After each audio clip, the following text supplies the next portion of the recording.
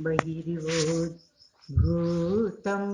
यथा निद्रया यः साक्षात् कुरुते प्रबोधसमये स्वात्मानमेवाद्वयम् तस्मै श्रीगुरुमूर्तये नमः इदं श्रीदक्षिणामूर्तये।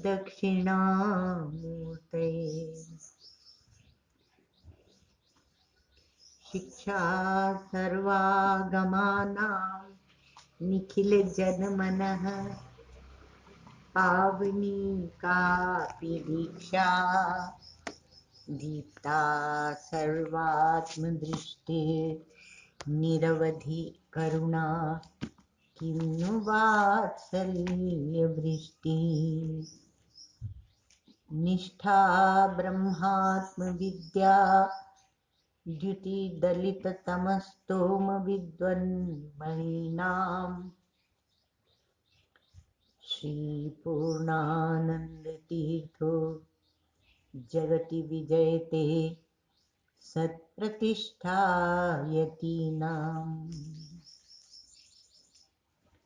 अखण्डानन्द संबोध पूर्तये ब्रह्ममूर्तये सुधास्मित समाश्लिष्ट नेत्रान्तस्फूर्तये नमः। ओम।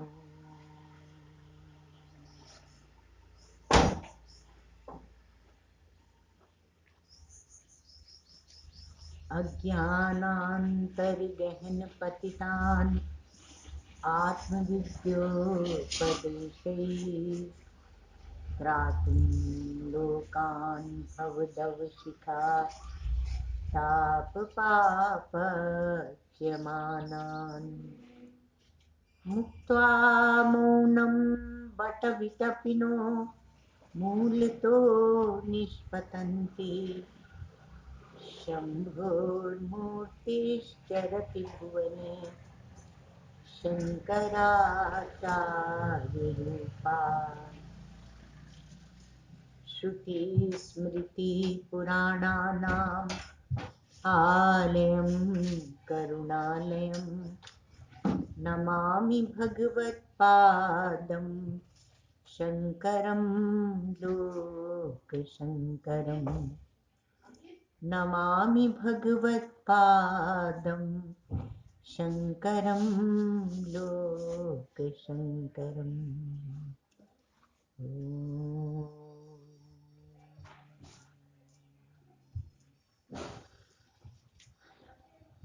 एक जीववाद और उसकी दृष्टि और दृष्टि से सृष्टि, इस पर हम लोग विचार करते हैं। कल इस एक जीव के सप्तांग की चर्चा हुई। इसके सप्तांग है और फिर जब सप्तांग हुआ वह तो परिच्छिन्न देह में नहीं रह गया, क्योंकि समष्टि के साथ उसका एकत्व हुआ। इसलिए उसकी दृष्टि वह स्वतंत्र है, अर्थात ज्ञान स्वतंत्र है। अब जब ज्ञान की बात आ गई, जब चेतन की बात आ गई, तब वह चेतन, यदि वह चेतन इंद्रियों से देखता है तो उसकी संज्ञा प्रज्ञा हो जाती है, और वह प्रज्ञा जो उसकी, वह अंतः प्रज्ञ बहिर्प्रज्ञ ऐसे करके उपनिषद में विभाजन किया गया। तो ज्ञानी को जो पदार्थ दिखते हैं वो दिखते हैं पर बाधित ही दिखते हैं। बाधित अर्थात मिथ्यात्व निश्चय के साथ अनेक अनेक स्थानों में स्फुरण मात्र है, अर्थात वो उसको बांधते नहीं है, वो फुरफुराते हैं। कहीं कहीं इसको मौज भी कहते हैं, जैसे समुद्र की लहर। तो लहर समुद्र को बांधती नहीं है, तो भेद दिखने पर भी वहां भेद नहीं है। तो भेद नहीं है, इस पर भी हम लोगों ने विचार किया। इसमें आया ब्रह्मतम परादात इत्यादि, क्योंकि अपने स्वयं से वह कैसे घृणा करेगा, इसलिए राग द्वेष नहीं है। तो मना कल्पित जो रेखा है उसको लेकर, और हम एक, ये मना कल्पित रेखा क्या है, अपना देह, आपका देह जो है वह मना कल्पित एक रेखा है, और उसको देखकर उसे हम सत्य मानकर और फिर स्वदेह में बद्ध, स्वदेह में घिरा हुआ हम प्रत्यगात्मा को मानते हैं। स्वदेह, अब ये स्थूल देह और सूक्ष्म देह दोनों ले लेना, उसमें मानते हैं, क्योंकि विचार जैसे आप करते हैं तो एक ही चीज का नहीं कीजिए। वो कबीरदास एक जगह कहते हैं कि मन की लार शरीर, मन की लार मन जो है वही सारी गड़बड़ करता है, और इसलिए उसकी जो लार है वो उससे शरीर, उसी को हम शरीर कहते हैं, जिसे रेखा का लार माने सलाइवा, सलाइवा जो होता है उसको हम महत्व देकर और जगत व्यवहार चलाते हैं। और फिर जो देखो, जो संबंध बनाना, शरीर से संबंध बनाना, और ये मिट्टी, जल, अग्नि, वायु, आकाश, ये और इनकी समष्टि यदि है तो मन, अहंकार, चित्त, इसकी भी समष्टि है, और समष्टि से एक होकर ये रहता है। तब जीव बिचारा, उसने क्या अपराध किया कि वह ईश्वर से एक नहीं हो सकता, है ना। तो क्या करते हैं कि ये सब की तो समष्टि हम स्वीकार करते हैं, क्योंकि अगर बाहर वायु ना हो तो हमारा दम घुट जाएगा, तो हम उसको स्वीकार कर लेते हैं, भाई ठीक बात है, क्योंकि समष्टि के बिना हम जी नहीं सकते। वायु का दृष्टांत सामने है ना। वैसे भी आजकल क्या कोविड का समय है, तो इसलिए वायु शुद्ध हो, ये सब कोशिश में लगे रहते हैं। पहले तो समष्टि वायु को हमने अशुद्ध किया, क्योंकि हमने सोचा कि हम अपनी एक परिचिन्न व्यष्टि वायु से हम जी लेंगे। जब ये एसी आया और एसी चलाने लगे, तो हम हमेशा सोचते थे कि वायु तो बाहर से ही आती है, फिर अब ये एसी चलाते हैं तो बाहर की हवा को और गर्म करते हैं और अपनी हवा को ठंडा करते हैं, तो क्या उसी में हम हमेशा जी लेंगे। तो हमें कुछ समझ में नहीं आता था और अच्छा भी नहीं लगता था, तो एसी जरा देर चला के और झक बंद कर देते थे। धीरे धीरे धीरे पश्य अभ्यास विजृंभण, ये अभ्यास धीरे धीरे करके शुरू होता है, और फिर वो जीवन में आ जाते हैं। फिर बोलते इसके बिना नहीं रह सकते, इसके बिना नहीं रह सकते, इसके बिना नहीं रह सकते। आप सबके बिना रह सकते हैं, आप वन में भी रह सकते हैं, आप पहाड़ में भी रह सकते हैं, आप नदी किनारे भी रह सकते हैं। आपको बहुत बहुत सारी वस्तुओं की आवश्यकता नहीं है। तो ये देह, और ये देह से परिच्छिन्न जो प्रत्यगात्मा, और उसी को यदि हम देखेंगे और उसी को लेकर परिभाषाएं बनाएंगे, तो उपनिषद प्रतिपादित जो सिद्धांत है वह बुद्धि में नहीं बैठेगा, क्योंकि वह जो हमारा सिद्धांत है वह एकत्व का है। अपौरुषेय ज्ञान ही है कि आत्मा एक है, कल विचार हुआ था। अब ये ज्ञान जो है, तो विचारो अध्यात्म विद्यानाम ज्ञानम तत्व विदो विदुः, जो तत्व के वेत्ता है, तो उन्होंने कहा कि ये अध्यात्म विद्या का जो विचार है उसी को ज्ञान कहते हैं। ज्ञान तो बहुत प्रकार के हैं, दुनिया भर के ज्ञान है, जिसको लेके हम लोग अहंकार करते रहते, व्यक्तित्व को पुष्ट करते रहते। तो कहा कि योग वासिष्ठकार ने कहा कि विचारो अध्यात्म विद्या नाम ज्ञानम तत्वविदो विदुः, तत्ववेत्ताओं ने अध्यात्म विद्या का जो विचार है उसको ज्ञान कहा है, कचरा इकट्ठा करने को नहीं। बहुत सारा कचरा आजकल, तो आपको दिमागी कचरे की कोई कंजूसी करने की जरूरत नहीं है, चारों ओर से आपके ऊपर हमला है। बेचारा लड़का, लड़की कह लो, आपको लगे कि ये ऐसा लड़का का पक्षपाती है, तो बेचारा लड़का अगर आईएएस करने जाता है, उसको इतना कचरा अपने दिमाग में डालना पड़ता है, और उसको क्या बोलते हैं, जीके क्या बोलते हैं, जीके। अब वो जीके क्या है पता है, वो जीके मरना है। हमें तो बड़ी घबराहट होती, यद्यपि हम उन बच्चों से बात करते हैं तो हमें जो ज्ञान होता है उस समय क्या, उस समय की परिस्थिति का, अर्थात जो समाचार होता है वो हम उन्हें बताते भी हैं और उनसे बात भी करते हैं। पर हमें लगता है कि बेचारे बच्चों के सिर पर कितना कचरा डाला। कल वहां पर जो दंगा हुआ उसमें क्या हुआ, क्या एक्शन लिया पुलिस ने, और किसकी गलती थी, सब बेचारा छोटा सा बच्चा, उसकी खोपड़ी। तो इसको क्या कहा, ज्ञानम तत्व विदो विदु, किसको, वहां की बात छोड़ दो, अध्यात्म विद्या नाम ज्ञान, विचारो, यह विचार है, और वह क्या है, अविचारित है। ज्ञेयम तस्यांतरे वास्ति। अभी इसके बाद क्या हुआ कि ठीक है, अध्यात्म विद्या का ज्ञान हमें हुआ और हमें ज्ञान हुआ, ऐसे मान लो, तत्ववेत्ता कह रहे हैं।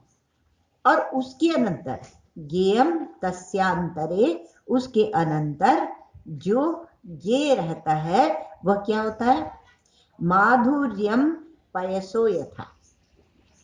क्या दृष्टांत देते हैं, बोलते हैं कि जैसे आप जब दूध पीते हैं तो दूध में अपने आप स्वतः ही, आजकल का नकली वाला दूध नहीं भला, जिसे पेट ही बिगड़ता रहता है, स्वास्थ्य बिगड़ता रहता है, वो नहीं। पर पहले तो कहा कि उसके बाद जो दूध में मिठास है उसको बोलते हैं ज्ञेय। ये माने जाना, जानने योग्य, उसके बाद उसको जानना चाहिए। तो वो क्या है, जैसे कि दूध में मिठास है। ज्ञानम तो क्या हो गया, अध्यात्म विद्या का अधिगम, वो तो हो गया ज्ञान। फिर उसके बाद ज्ञेय क्या है, तो ज्ञेय फिर क्या जानना चाहिए, ज्ञेय माने जानने योग्य, तो वो क्या है, कहा कि जैसे दूध की मिठास को हम जानते हैं, अतः वह मिठास जो है वह आएगी, स्वतः आएगी, ऐसा नहीं कि नहीं आएगी। वह मिठास शास्त्र और गुरु कृपा से, ईश्वर कृपा से, अपने स्वयं की मन की कृपा से आपके अंदर आएगी। सबका सहयोग चाहिए, तो सहयोग गुरु शास्त्र का, ईश्वर का तो रहता है, पर अपना खुद का जो मन है वह वासनाओं को पालता है, संस्कारों को पालता है, चंचल होता रहता है, राग द्वेष करता है। और कहा तुम तो कहते हो कि श्रवण मात्र से मोक्ष है, अरे मोक्ष तो है, पर आवरण तो हटाओ, और आवरण तो हमने रख के रखा है मन बुद्धि आदि का। तो इसलिए कहा ये प्रपंचासक्ति, अर्थात इस दृश्य में सत्यत्व बुद्धि बहुत भयंकर है, और उस सत्यत्व बुद्धि के कारण वासना का उदय अवश्य होता है। वासना अर्थात पहले से जो छाप पड़ी हुई है। इसलिए ज्ञाते ब्रह्मणि अपि बलवती वासना अनादिरेशा। भाष्यकार भगवान बोलते हैं विवेक चूड़ामणि कि वस्तु को तुमने जान लिया और वही सत्य है, जान लिया, फिर भी ये अनादि वासना जो है ये बड़ी बलवान है। अनादि, अनादित्व की बात भी कल हम लोगों ने की थी। कल की थी ना शायद, कि परसों की थी, हाँ मतलब सुबह की होगी या तो कहा कि ये वासना अनादि है, पता नहीं कब से चली आ रही है। तो हमने वासना को सिद्ध करने के लिए अपनी बुद्धि को अज्ञात काल में फेंक दिया। अभी निपटो, अभी निपटो, अभी जो वासना आए उसको छोड़ो, ये कह के मत बचो कि ये वासना अनादि। हमारे श्री उड़िया बाबा जी महाराज कहते हैं कि वासना बिसारी डालो, यही पुरुषार्थ है। ये वासना को फटकने मत दो, यही पुरुषार्थ है। और क्या है? वासना बिसारी डालो, यही सुख सार है, तब तुम इस आत्म सुख का अनुभव करोगे। तो अब कहा कि यदि आपको निराकार आलम्बन को पकड़ना पड़े तो वैराग्य आलम्बन अर्थात कहीं मन को टिकाए रखना, उसको एक आलम्बन देना जिसको पकड़कर वह रुका है ना। तो कहा कि जो निराकार का आलम्बन है उसको कौन पकड़ पाएगा? वैराग्यवान। वैराग्यवान के लिए निराकार आलम्बन को पकड़ना संभव होता है, किंतु साकार आलम्बन को पकड़ना विषयी पुरुष के लिए भी संभव हो सकता है। जो विषयी पुरुष हैं उनके लिए भी संभव हो सकता है कि वो साकार के आलम्बन को पकड़ लें, इसलिए उनको दिया जाता है। इसलिए गीता में कहा कि जिसके देह है जिसके देह नहीं है, जो देहवान है उनके लिए ये भक्ति, ये साकार की भक्ति सुलभ है। तो भगवान की निराकार और साकार, गजब की बात बता रहे हैं आपको कि निराकार और साकार ये किसकी भूमिकाएं हैं? भगवान की, भगवान के अवतरण की भूमिकाएं हैं। निर्गुण निराकार है, फिर उसके बाद में सगुण हो जाते हैं, तो सगुण निराकार हो जाते हैं, ईश्वरत्व को प्राप्त करते हैं, और फिर सगुण साकार है। तो वास्तव में ये भगवान की भूमिकाएं नहीं है, ये बतानी थी आपको गजब की बात। ये सब क्या है? ये जीव की भूमिका है। ऐसा आज आ गया बुद्धि में कि ये जीव की भूमिका है, ये भगवान की भूमिकाएं नहीं। भगवान तो जैसे हैं वैसे हैं। तो इसलिए, क्योंकि दृष्टांत क्या है इसमें? हमारे बौद्ध है, तो बौद्धों में भी मतभेद होता है। उनका जो क्षणिक विज्ञानवादी हैं तो वो बोलते हैं कि ये क्षणिक विज्ञान ये साकार है या निराकार, इसको लेकर वो विचार करते हैं। विज्ञान क्या है? जो आपकी बुद्धि वृत्ति बनती है, मनोवृत्ति, उसको ही विज्ञान कहते हैं। उसमें चेतनता होती है ना, उसमें ज्ञान होता है ना, इसलिए उसको विज्ञान कह देते हैं। तो कहा कि बौद्धों में भी मतभेद हुआ, विज्ञान साकार है कि निराकार है। अब लो, तो वो तो विज्ञान को साकार मानते हैं, जबकि हमारे यहाँ कि तो भी विज्ञान थोड़ा सा ठीक था, है क्षणिक विज्ञानवादी, पर हमारे यहाँ इसको क्षणिक नहीं किंतु नित्य मानते। शब्दों का अंतर देखना, किंतु नित्य है। विज्ञान क्या है? कहा नित्य है, और ये नित्य मानकर ही वैष्णवों ने अर्थात उपासकों ने नित्य साकार भी माना भगवान को, नित्य साकार। तो अब इसमें ऐसा विचार चला कि नित्यता जो वस्तु है वह दूसरी है और सत्यता जो वस्तु है वह दूसरी होती है। तो जब हम सत्यम ज्ञानम बोलते हैं, सत्यम ज्ञानम अनंतम ब्रह्म, तो वो दूसरी बात हो जाती है।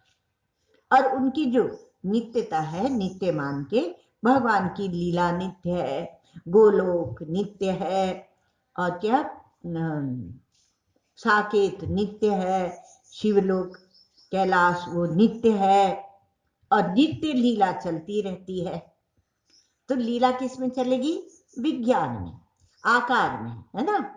तो आकार किस में बनते हैं? विज्ञान में। तो सत्यता दूसरी वस्तु है और नित्यता दूसरी वस्तु है ना। तो जो वस्तु अनादि होती है, अब अनादि आ गया, जो वस्तु अनादि होती है वह नित्य हो यह भी आवश्यक नहीं है, और वह सत्य हो यह भी आवश्यक नहीं है। किसी ने प्रश्न पूछा कि अविद्या तो अनादि है, तो अनादि है तो निवृत्त कैसे होगी? बिना ब्रह्मात्मय के बोध हुए वो निवृत्त नहीं होगी। इसलिए जब विचार करेंगे तो अविद्या को सामने रखकर विचार करेंगे। तो कहा कि नहीं, जरूरी नहीं। एक जीववाद में या दृष्टि सृष्टिवाद में यह प्रक्रिया नहीं है। अविद्या भी तो एक प्रक्रिया ही है ना महाराज, वो कौन सत्य है? तो इसलिए कहा कि देखो, अनादित्व दूसरी वस्तु है, नित्यता दूसरी वस्तु है, और सत्यता दूसरी वस्तु है। जो वस्तु अनादि है वह नित्य हो यह भी जरूरी नहीं है, और सत्य हो यह भी आवश्यक नहीं। जो वस्तु अनादि है, जीवत्व है, संसार जगत है, जीव है, जगत है, ईश्वर है, अविद्या है, और इनके संबंध, तो ये कोई जरूरी नहीं है कि ये रहे। अगर चेतन परमात्मा में गोलोक आदि की लीला वह देख रहा है, कौन? भक्त यदि देख रहा है तो उसको आप अविद्या में मत डालिए, क्योंकि वह अनादि होते हुए भी वह नित्य हो जरूरी नहीं। इसलिए जब भगवान की रास लीला का प्रसंग आता है तो वहां सुखदेव जी महाराज कहते हैं कि वहां विद्या माया स्तंभित है, अर्थात उसकी कोई गति नहीं। तो वहां क्या है कि ये नित्यता है, और सत्यता को तो बेचारा वेदांती लाएगा घसीट कर। सत्यता तो वह है कि जो रहती ही है, तो उसमें वहां पर आपको अनादिता और ये सबको लेकर और विचार नहीं करना चाहिए, क्योंकि वो परमात्मा की लीला है।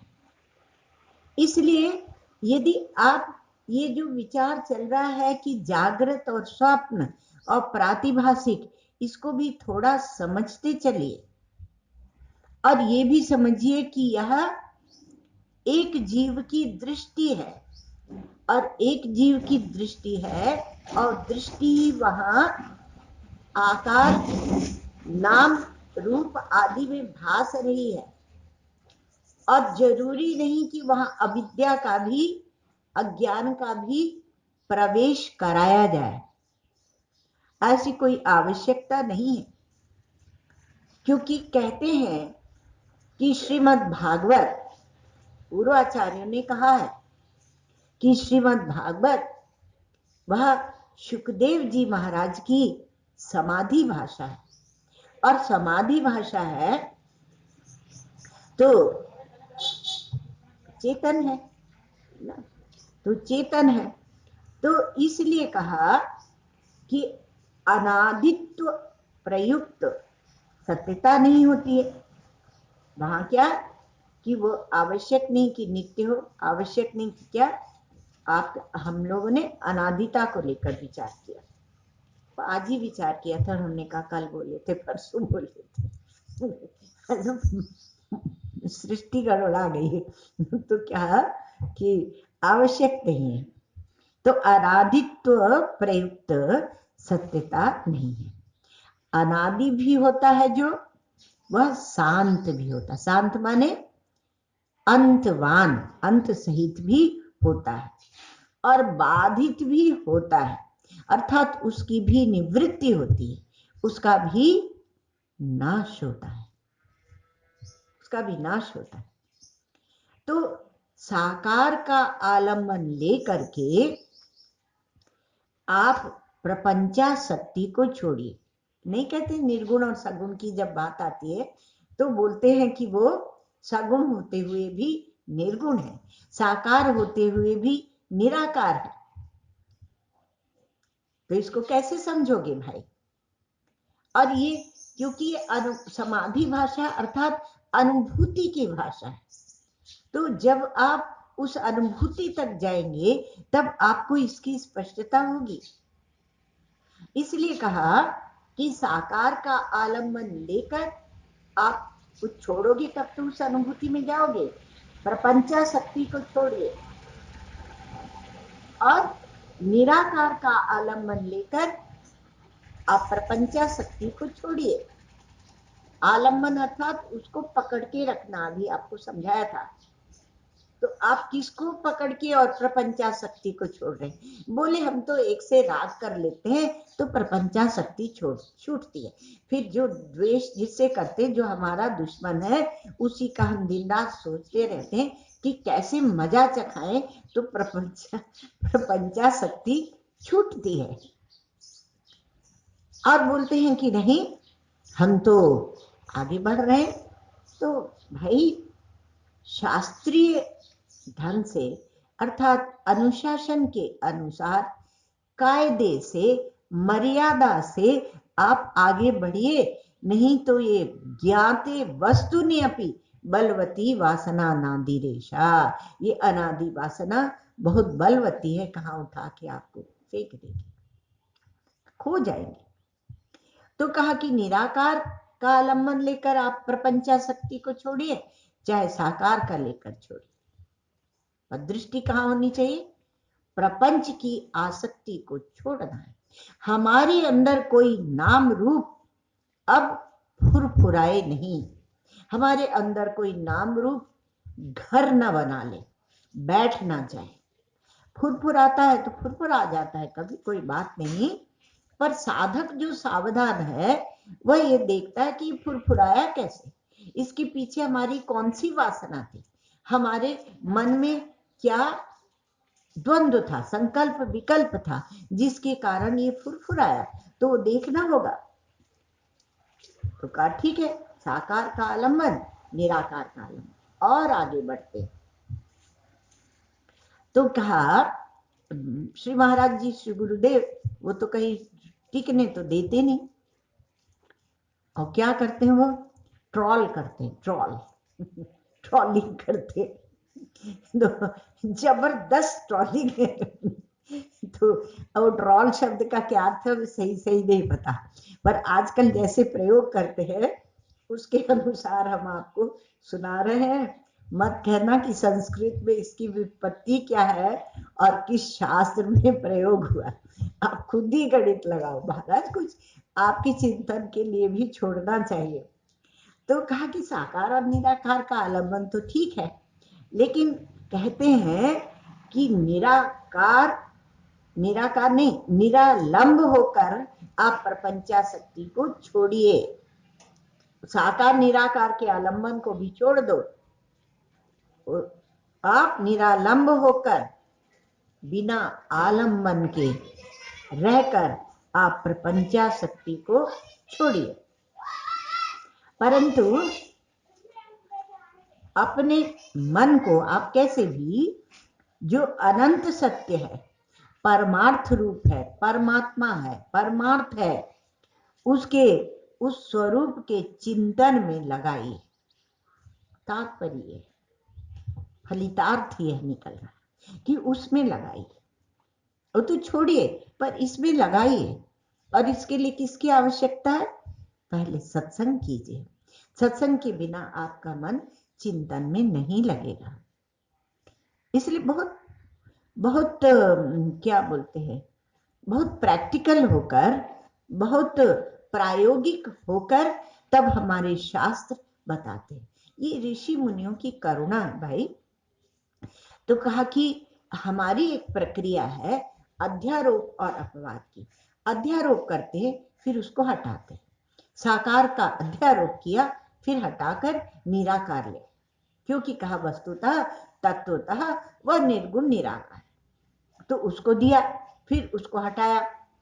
लेकिन ये क्या कोई खेल चल रहा है महाराज कि उसको हटाया उसको ले आए फिर उसको हटा दिया? नहीं, ये पूरे अध्यारोप अपवाद की जो प्रक्रिया है उसमें रहस्य ये है कि व्यावर्त पर दृष्टि होनी चाहिए। उनकी दृष्टि कितना है? अध्यारोप और अपवाद की इसकी कुंजी क्या है, इसका रहस्य क्या है, श्री महाराज जी के शब्दों में इसका गुर क्या है? तो इसका गुर ये है कि व्यावर्त पर दृष्टि रखो। हटाना किसे है? कहा प्रपंचा शक्ति को हटाना, और आसक्ति का एक एक एक तिल भी रहने नहीं देना, एक बिंदु भी रहने नहीं देना। इसलिए कहा निरालंब होकर प्रपंचासक्ति को छोड़िए। और जिसको इसकी पीड़ा नहीं होती है वो वेदांत के मार्ग पर चलने के अधिकारी ही नहीं है। हाँ, उनको इस रास्ते पर आना ही नहीं चाहिए। वो कबीर दास बोलते हैं कि शीश काटे भूमि पर धरे तब बैठे घर माई। जब अपना शीश काट कर और जमीन में रख दे तब अंदर आने के लिए हिम्मत करे। नहीं, यह तो घर है प्रेम का, खाला का घर ना है। यह प्रेम का घर है, कोई तुम्हारी मौसी का घर नहीं है कि घुसे चले आ रहे हो। इसलिए हम लोग तो जो बोलते हैं तो अपने आनंद के लिए बोलते हैं, कोई सुने न सुने, पर दृष्टि कहां पर है? व्यावर्त पर। इतनी देर हम अपने परमात्मा का चिंतन करेंगे, अपने परंपरा का चिंतन करेंगे, संप्रदाय का चिंतन करेंगे, और वो चिंतन में जीवन बीत जाए, वही है। तो कहा कि एक बार श्री उड़िया बाबा जी महाराज से किसी ने पूछा, आज पता नहीं कैसे भक्ति और ज्ञान दोनों आए हुए, क्योंकि प्रेम की बात आ गई है ना। दूध की मिठास लेनी है ना, दूध तो पी लिया, अब मिठास लेनी। वो इसके ऊपर भी संत महात्मा लोग बोले हैं, कबीरा माखन खा गया छाछ पिए संसार। जो उसका सार सार था वो तो कबीर खा गया, और संसार क्या है? वो छाछ पीने में लगा हुआ है तो पीने दो उसको। तो इसलिए कहा, प्रश्न पूछा कि भक्त और ज्ञानी के मुख्य कर्तव्य क्या है? तो श्री उड़िया बाबा जी महाराज ने कहा, देखो, एक पंक्ति में या दो पंक्ति में उत्तर। ये हमारे पूज्य श्री उड़िया बाबा जी महाराज। तो बाबा कहते हैं कि अपने को भूलकर और भगवान में तल्लीन हो जाना, ये क्या है? भक्त का कर्तव्य है। अगर वो भक्त कहलाता है, ये सोचता है कि मैं भगवान के मार्ग में हूं, मैं भगवान का हूं, तो भगवान में लीन रहे। दुनिया को क्यों देखना है? अपने इष्ट में लीन रहो, साकार में निराकार में लीन रहो। तो क्या बोला? भक्त, हाँ, भक्त का। तो अब भक्त का मुख्य कर्तव्य क्या है? तो कहा कि अपने भगवान में तल्लीन हो जाना, रहना, तल्लीन रहना, ये भक्त का कर्तव्य है। और ज्ञानी का मुख्य कर्तव्य है निसंकल्प रहना।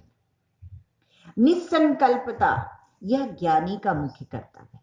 ज्ञानी के मुख्य कर्तव्य में क्या है? निसंकल्पता।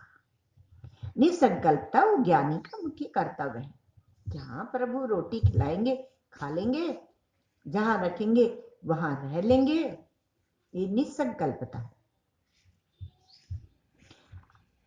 योग वासिष्ठ में एक श्लोक आता है, सभी महात्मा लोग उसको लेते हैं। अध्यात्म विद्या अधिगमः साधु संगति रेवच। अध्यात्म विद्या से हम लोगों ने बात शुरू की है कि अध्यात्म विद्या उसी को कहा है ज्ञान, क्योंकि ज्ञान के बिना लक्ष्य नहीं बनता, और लक्ष्य नहीं बनता तो ऐसे ही चलो भक्ति करो। एक रायवाला में एक माता जी हैं, और उनको सिखाने वाली उनके मोहल्ले की दूसरी माता जी, वो हम लोगों के साथ उज्जैन कुंभ से चली आई थी। कहीं आपके साथ रहेंगे, ठीक है रहो। अब उनकी वो मतलब शिष्या नहीं थी, पर समझो शिष्या थी, उन्हीं की बात का अनुगमन करती आई। तो गई गंगा जी, तब हम लोग के पास ही गंगा जी बैठी थी, बहुत ज्यादा दूर नहीं। गई गंगा जी, आई नहीं। हमने कहा भैया वो दीदी जो है वो रोटी वोटी खाएंगी कि नहीं खाएंगी? तो सबने कहा कि हाँ भी गंगा जी के किनारे बैठी है। तो उनको ये आदेश दिया गया था कि तुम बैठकर रो और रोती रहो। अब तो रोगे तो भगवान मिलेंगे, तो रो। तो हमारा कहने का तात्पर्य था कि ऐसा लक्षण बना लेना और उसी को बताते रहना, रो। अब रो रहे हैं, निस दिन बरसत नैन हमारी, सदा रहत पावस ऋतु इन पर, जब ते श्याम सिधारे। अब वो क्या, हमारे संत लोग तो अपनी मौज में गा देते हैं, और अर्थ का अनर्थ करने वाले बैठे हुए हैं पीछे से। तो कहा कि भगवान नहीं है तो रोना है उनके लिए, तो जब तुम रोगे तो भगवान के दर्शन होंगे, इसलिए रो। अब बेचारी को रोना नहीं आए तो भी छाती कूट कूट के रोई। तो एक पश्चिम अर्थात गुजरात और राजस्थान की तरफ वो होती है रुदाली, रोने वाली। उनका काम ये होता है कि कहीं किसी की मृत्यु हो गई हो तो उन्हें पैसे देकर बुलाया जाता है और वो रोती हैं। क्यों? क्योंकि बाहर से मेहमान आएंगे तो कोई रोने को तो चाहिए। अब क्या है कि जो घर के लोग हैं वो कितना रोएंगे, रोने की भी एक सीमा होती है। तो रोते रोते वो थक जाते हैं, और रोए नहीं तो बाहर से जो दूर दूर से आ रहे हैं वो क्या समझेंगे कि वो व्यक्ति गया और इन लोगों को दुख ही नहीं हुआ।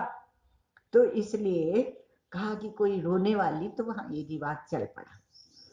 अब जो माताएं होती हैं विशेष करके सौराष्ट्र काठियावाड़ में, वो काली साड़ी पहन लेती हैं सब। जो सौभाग्यवती होंगी उनकी काली साड़ी लाल बॉर्डर की आती है, और जो विधवा होती है उनकी पूरी काली होती है, फिर उसको ओढ़ लेती पूरा पूरा, तो काले मुंह भी नहीं दिखता, और फिर वो काली साड़ी पहन के और बिना मतलब रोती है। मतलब रोना नहीं हो तो भी रोने का ऐसे करते हैं वो। तो कहा कि ऐसे भगवान के लिए नाटक करने से थोड़ी होगा। अध्यात्म विद्या अधिगमा, वो है क्या भगवान, उसको भी थोड़ा जाने तो। खैर भगवान के लिए रोना भी अच्छा, हम तो ये कहते हैं। नकली रोना भी अच्छा है, और संसार के लिए असली रोना भी अच्छा नहीं है।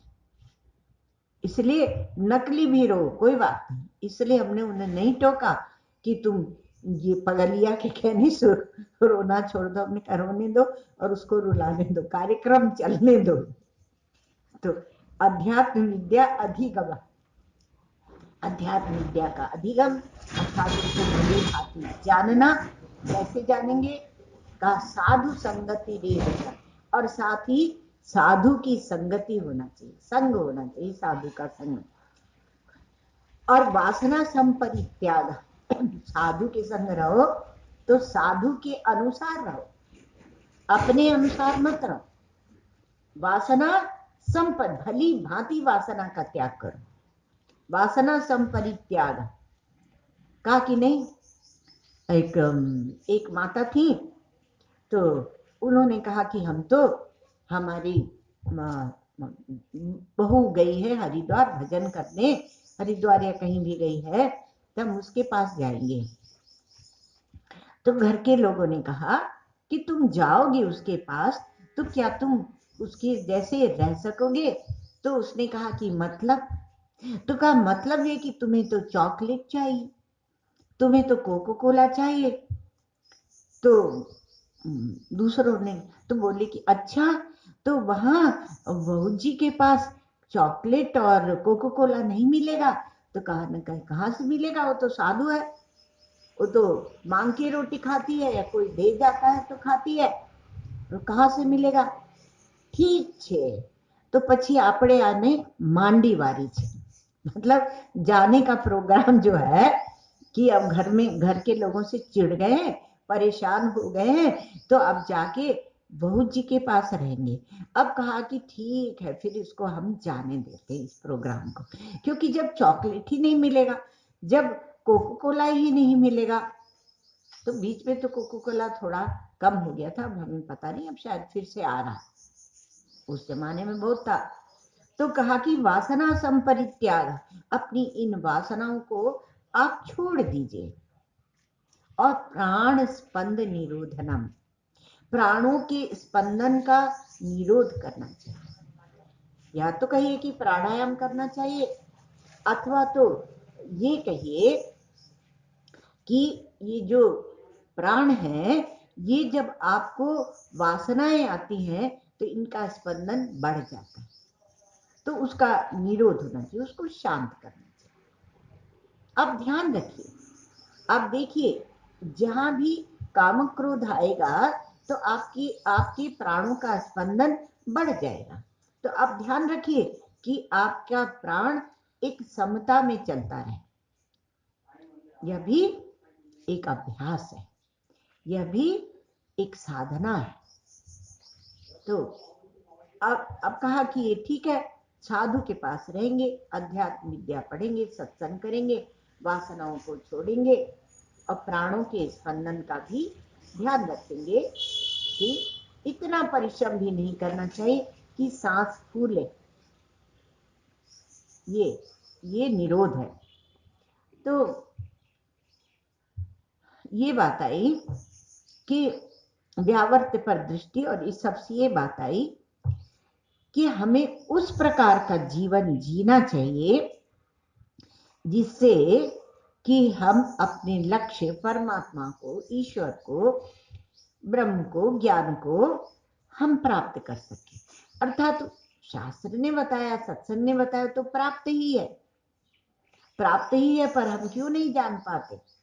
क्योंकि हमारा जीवन गड़बड़ है, जीवन गड़बड़। इसलिए कहा कि सन्यास ले लेते हैं। तो सन्यास का मुख्य अर्थ क्या है कि हमारा जीवन हमारे लक्ष्य के अनुसार हो, जो जिस परमात्मा को, ये नहीं कि पूरे दिन क्या कर रहे हैं, अब बहुत परिश्रम कर रहे हैं और कर्म का इतना महत्व फैला दिया कि जो नया साधक आएगा उसको भी कर्म में लगा, ये कुछ करता नहीं, ये करता है, ये करता नहीं, ऐसा एक झगड़ा समझा देते हैं हमारे।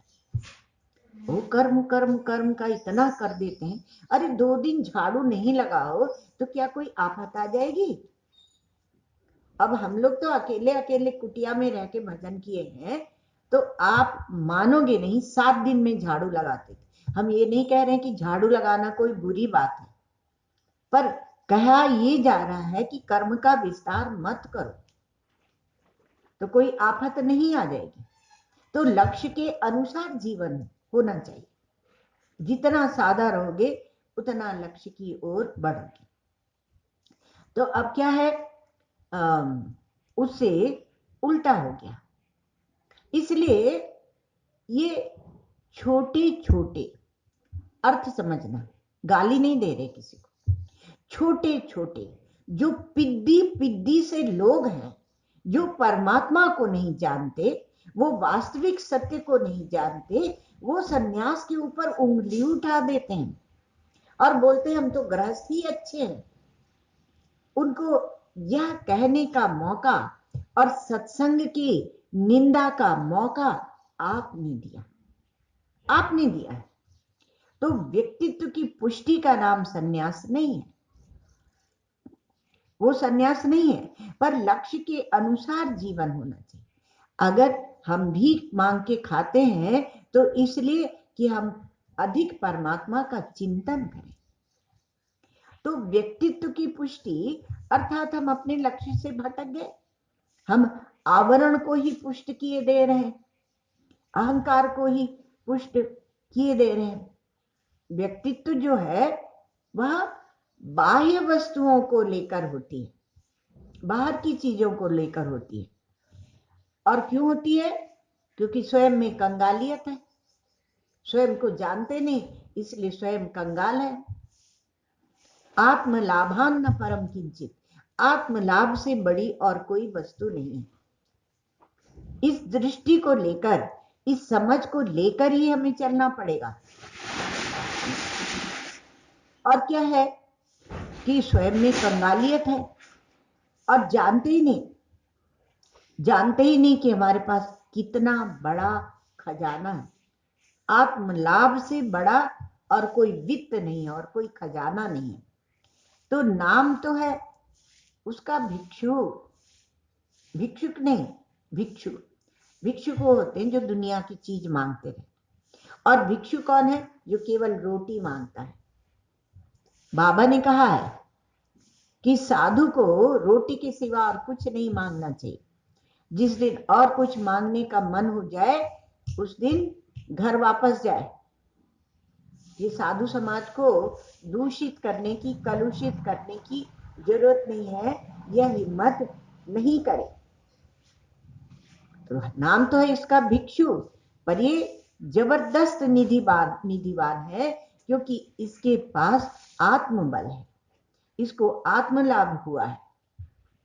जो किसी भी क्रिया को, श्री महाराज जी की परिभाषा है, अब उनके एक एक शब्द में एक एक बात बड़ी छुपी होती है। जो किसी भी क्रिया को, किसी भी भाव को, किसी भी संकल्प को और किसी भी विचार को नहीं पकड़ता है, वह है सन्यासी। क्रिया, भाव, संकल्प, विचार अर्थात बाह्य जो आप कर्म करते हैं और वहां से लेकर और कहां तक पहुंचे, बुद्धि में जो विचार करते हैं वहां तक पहुंचे। बीच में क्या आया? भाव आया, संकल्प आया। बाबा ने क्या कहा कि जो ज्ञानी है उसका मुख्य कर्तव्य यह है कि वो कोई संकल्प ना करे, क्रिया को लेकर संकल्प ना करे, भाव को लेकर संकल्प ना करे, और जो उसके संकल्प हैं उनको लेकर संकल्प ना करे, और किसी विचार को लेकर संकल्प ना करे, किसी को नहीं पकड़ता है, वह है सन्यासी। उसका नाम है सन्यासी। तो ये जो सन्यासी है, कहा त्यागे नैके अमृतत्व मानशु, त्याग से ही एक अमृतत्व की प्राप्ति होती है, त्याग मात्र। एक कोई सज्जन है तो अपने को सन्यासी समझते हैं। क्यों? क्योंकि बोले हम बड़े सेवा भावी हैं और हम समाज की सेवा करते हैं। महाराज, समाज सेवा अलग चीज है और सन्यास अलग चीज है। सन्यास के साथ ज्ञान बैठा हुआ है और समाज सेवा के साथ समाज बैठा हुआ है। समाज माने दृश्य है और दृश्य को हम पुष्ट कर रहे हैं। हमारा कर्ता भाव है और कर्ता भाव को हम पुष्ट कर रहे हैं, और तब उस सब बवंडर को साथ में लेकर हम समाज सेवी बनते हैं। क्योंकि वहां ताली पिटती है, वहां आपको सम्मान मिलता है, आपका लोग सम्मान करते हैं, इसलिए वो समाज सेवा में हम लगते हैं। बोलते नहीं हमें आत्म तृप्ति मिलती है, आत्म तृप्ति मिलती है तो बहुत बढ़िया बात है, आप समाज सेवा कीजिए और उसका फल ये होगा कि आपके हृदय में सत्य को जानने की जिज्ञासा जाग जाएगी, ये उसका फल होगा। तो त्यागे नहीं के अमृतत्व मानसु, त्याग किसका करना है? आपके अंदर उपाधियां बैठी हुई हैं, उनका त्याग करना है। निश्चय की उपाधि, संस्कार की उपाधि, मान्यता की उपाधि, सब उपाधि। निश्चय की उपाधि बुद्धि में बैठती है, संस्कार की उपाधि चित्त में बैठती है, मान्यता की उपाधि मन में बैठती है, और शरीर की उपाधि व्यक्ति की उपाधि है, वो लगी हुई है। और फिर इन सब उपाधियों के साथ आपका अहंकार, तो इनको सबको छोड़ना है। त्यागेन एकेन, त्यागेन एके, त्यागेन एके अमृतत्व मानसु, एक त्याग से अमृतत्व की प्राप्ति होती है।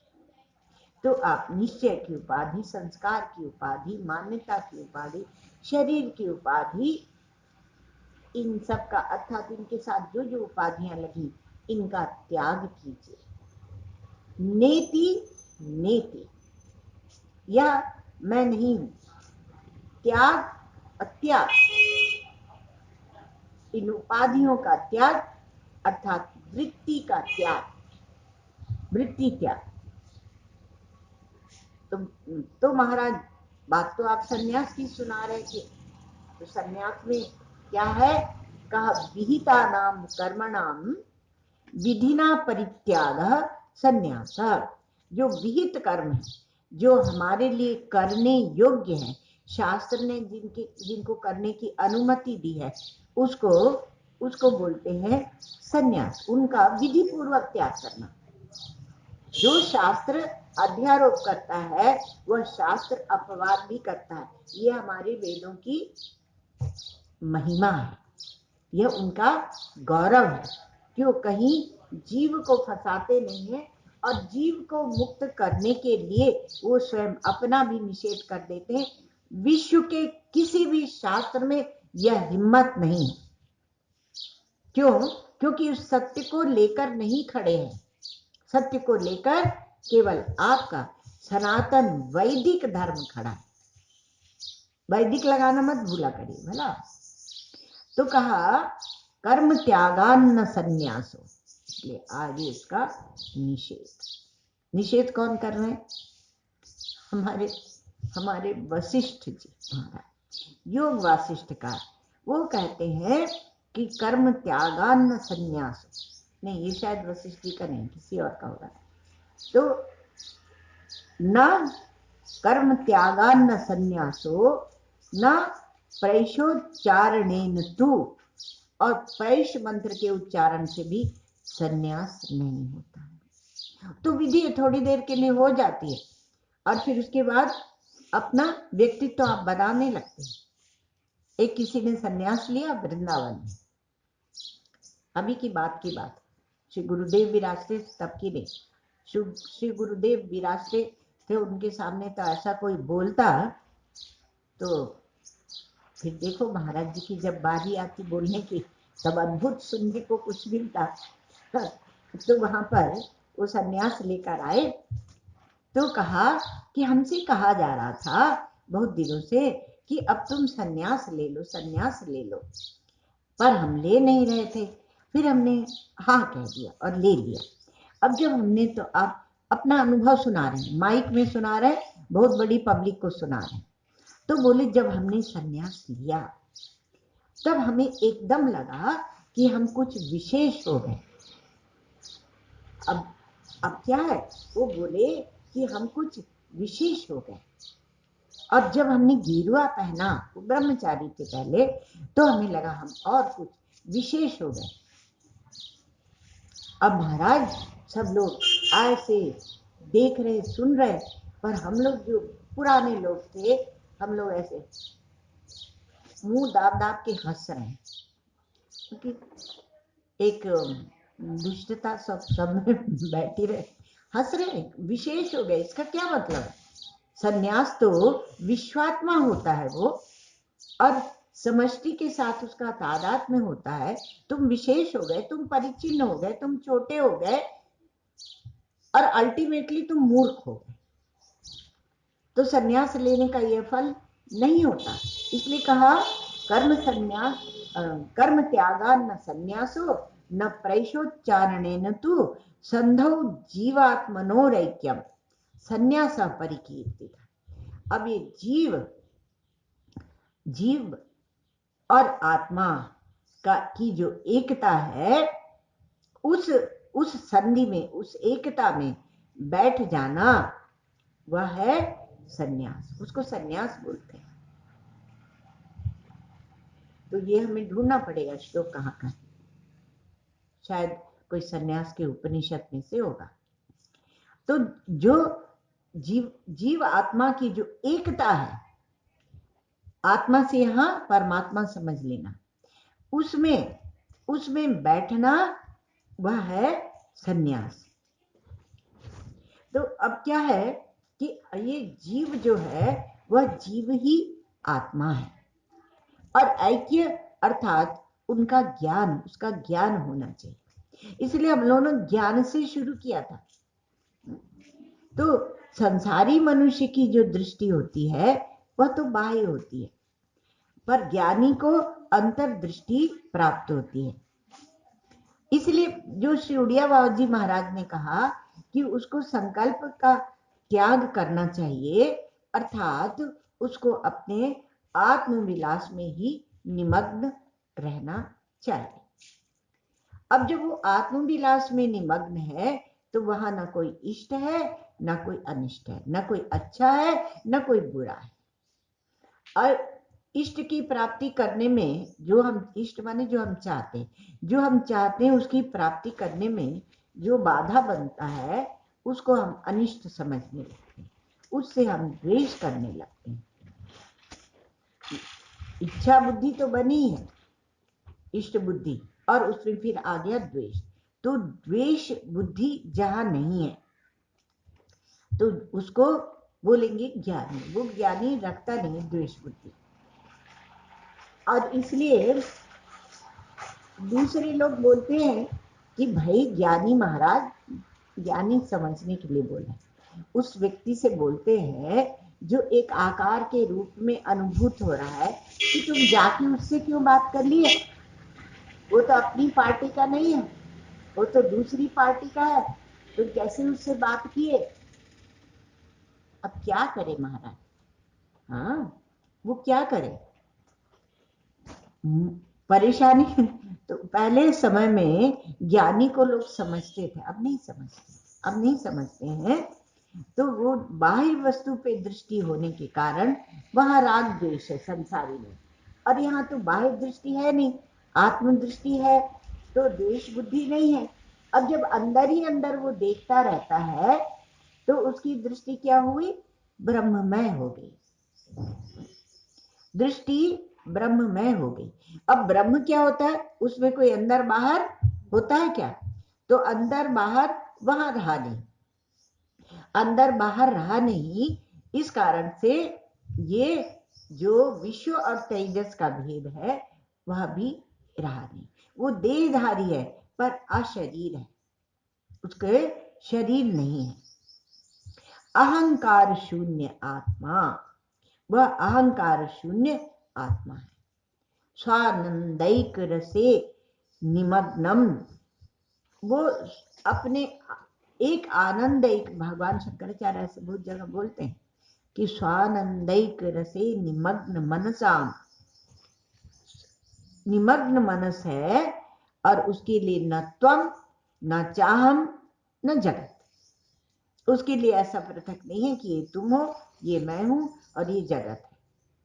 अंतःकरण जो है वह आत्म स्वरूप में स्थित हो गया, निश्चल हो गया, एकीभूत हो गया। अब बताएं, अब क्या है कि अंतःकरण ने गजब कर दिया। अब वो जब परमात्मा परमात्मा के चिंतन में ही रहता है।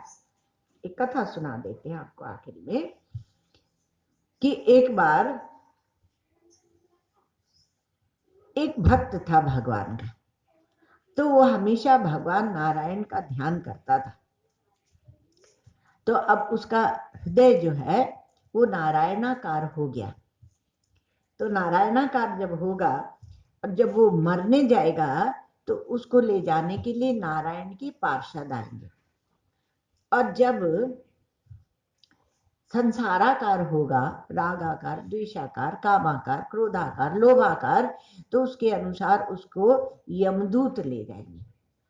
फिर निश्चय किया जाएगा सभा में बैठकर, यमपुरी में चित्रगुप्त बताएंगे उसने ये किया था, ये किया था।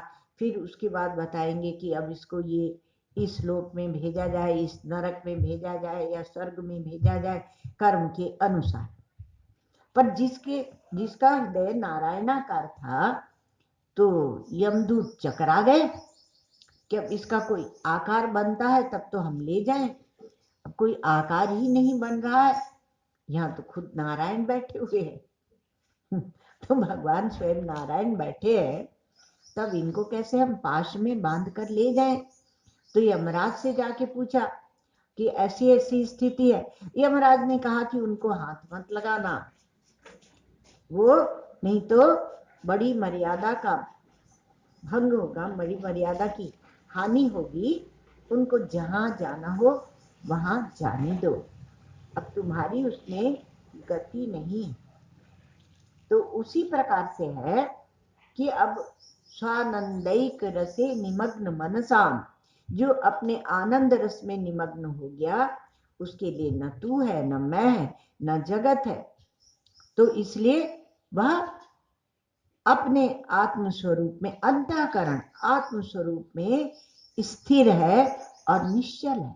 अंतःकरण की कोई पृथक सत्ता नहीं रहेगी। अहंकारमयीं त्यक्त्वा वासनाम लीलयैव यः, ये योग वासिष्ठ का तिष्ठति ध्येय संत्यागी जीवन मुक्ता स उच्यते। अब कहा कि अहंकारमयी जो वासना होती है, वासना बिना अहंकार की नहीं होती, तो वो अहंकारमयी जो वासना है उसका इसने त्याग कर दिया। इस अंधकरण ने कैसे त्याग कर दिया? अनायास, लीलयैव यः, अर्थात अनायास ही उसने उसको छोड़ दिया। अब तो परमात्मा में, ब्रह्म में लीन है, वो उन्हीं का ध्यान करता है। तो तिष्ठति ध्येय संत्यागी, अब इसको क्या बोलेंगे? ध्येय संत्यागी, ये ध्येय का त्याग करने वाला है और इसलिए वह जीवन मुक्त है। तिष्ठति ध्येय संत्यागी जीवन मुक्ता स उच्यते। अभी ध्येय का जो छोड़ रखा है, तो एक ध्येय होता है, एक ज्ञेय होता है।